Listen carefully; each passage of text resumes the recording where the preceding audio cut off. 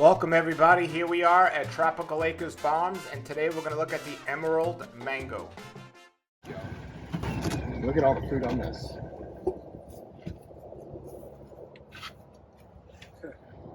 Alright, so this is the emerald tree here, and wow, it's loaded. Yeah, so tell us about the emerald tree. So the emerald is a variety that was selected in Pine Island, probably the Bokeelia section of Pine Island, Florida, southwest Florida, Lee County. And I don't know how long ago it was selected, but it had to have been decades and decades ago. But at some point it came to the attention of Richard Campbell back when he was at Fairchild Botanical Garden, and they promoted this mango as a curator's choice mango. It's thought to be a seedling of Bombay, or at least have Bombay mango in its parentage. And you can absolutely detect the similarities in the flavor between this and Bombay. Now, Bombay is a mango originally from India, where it has several other names. It's called Bombay in Jamaica, but in India it's known as Pyri or Raspberry. So they brought that mango to the United States a very long time ago. Over 100 years ago it was introduced here to the United States.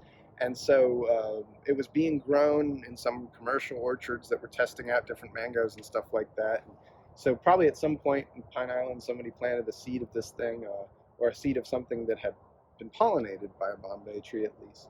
But there's a big distinction between the emerald and the Bombay in terms of the tree's growth habit. Emerald is a very slow growing tree. We planted this, I think, in 2014. And you can see it's not very tall. We're talking about a tree here that's like less than 8 feet tall, or around 8 feet tall or so, I should say, and probably a little wider than it is tall. But it flowers very easily, and it has much better resistance to powdery mildew and anthracnose than Bombay.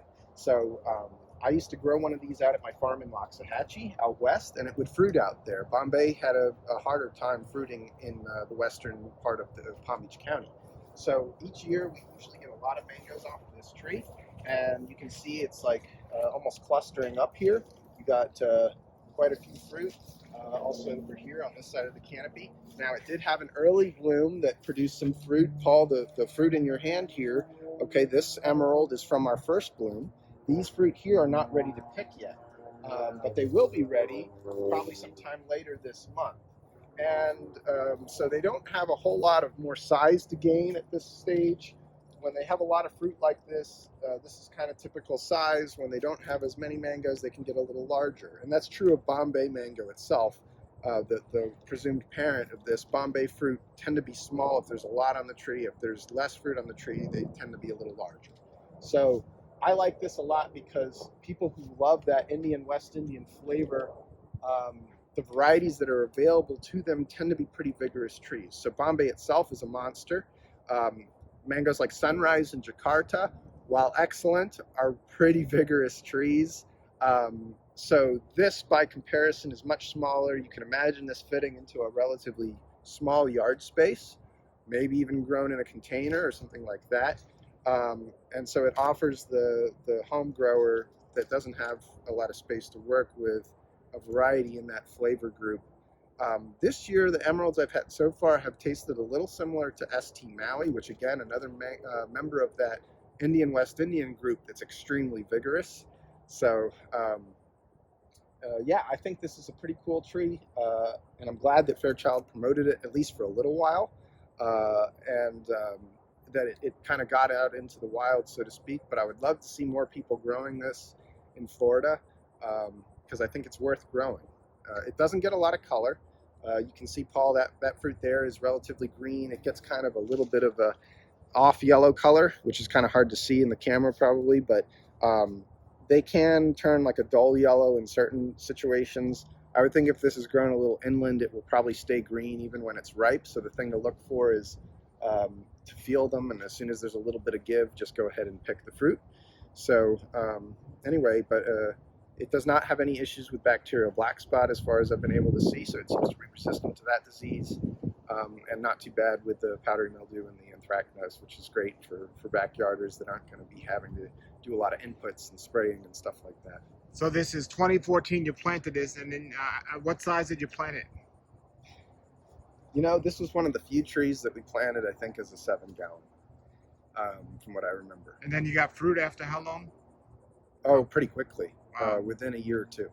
It might have fruited after its first year in the ground. I don't remember, but it has fruited every single year since then. I don't think it's skipped any years. It would be another nice tree in the front because they stay green and it doesn't get too big, right? Except that it makes a lot of mangoes, so that's going to attract some attention. Yeah. But yeah, in terms of the color, it's not the color is not eye-catching. So, but it is certainly more productive, than the test. And it's an early season or mid-season? I'd call it. It sits right between an early and a mid-season mango. So it seems to be a little earlier than Bombay, just a hair earlier than Bombay. So. Alrighty. So we're gonna go test it out, and this is Emerald. I've had one before, which was absolutely emerald. It was like amazing. It was a gem. That's what it is. These are gems. Well, this is a mango that we do graft. We have received a little more graft orders each year for this tree. So we might be the only nursery grafting emerald at this point in time. But it's certainly worth more people planting this, regardless of where they're located. Remember, can people get this through the mail, the fruit? Yeah, so we usually put emerald in our Indian flavored mango boxes when we ship. So you can look for that one when we post the lists of what's going in each box. Otherwise, it goes into our pre-order mixes. It usually doesn't make it to the fruit stand, but it's certainly a mango that we sell. I only have one tree here, so again, limited quantity. But if you look out for it, you'll eventually hopefully get to try it. So, it's a mango that I think you can grow regardless of area. So I talked about test pollock being maybe more appropriate for the coast. If you're inland, you can grow this. If you're by the coast like we are, you can grow this successfully. So a pretty adaptable tree. Very nice, very nice. You got one here right now, and people can buy the grafted tree from you as well. Yep. All right. All right. So if somebody was going to put the budwood of this tree onto another tree, not a vigorous tree. No, not really. I mean, you can see. So you do that with maybe a Pickering budwood if you want to do a cocktail tree? Yeah, that might be an appropriate pairing. You can see this has kind of an open canopy here. It's not very dense. And you can compare it right next to it. This Edward mango was planted around the same time. You can see how much substantially larger it is than the emerald that was planted the same year.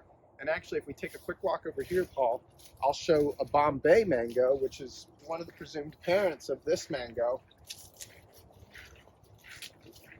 Planted around the same time as a smaller tree. And look at the size difference. This is a monster. We've had to cut this back numerous times. You can see the fruit is a similar size and shape. Yeah. A little bit more color to the fruit? Probably, yeah. When they ripen, a Bombay can get a little more color than an emerald can. But emerald is a little firmer of a fruit.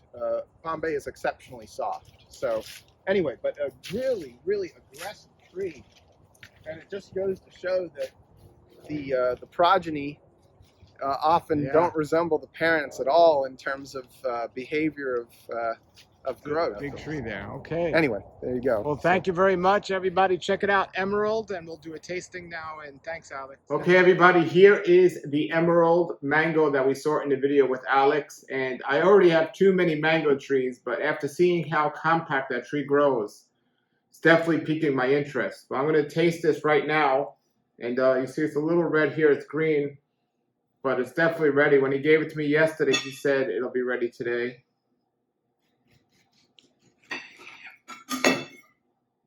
So there it is on the inside. Beautiful looking mango. I had one already that was good. Let's see. Peels very easy.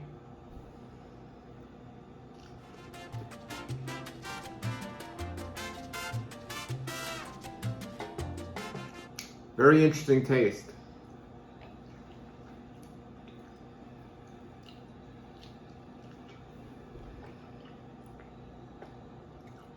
Definitely distinct mango.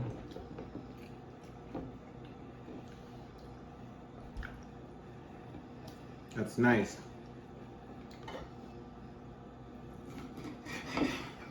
All right, so try one more piece.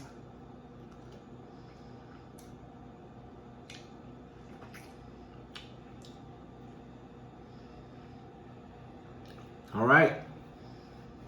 As Alex said, the tree, and as you saw in the video, the tree doesn't grow that big. Definitely a nice mango.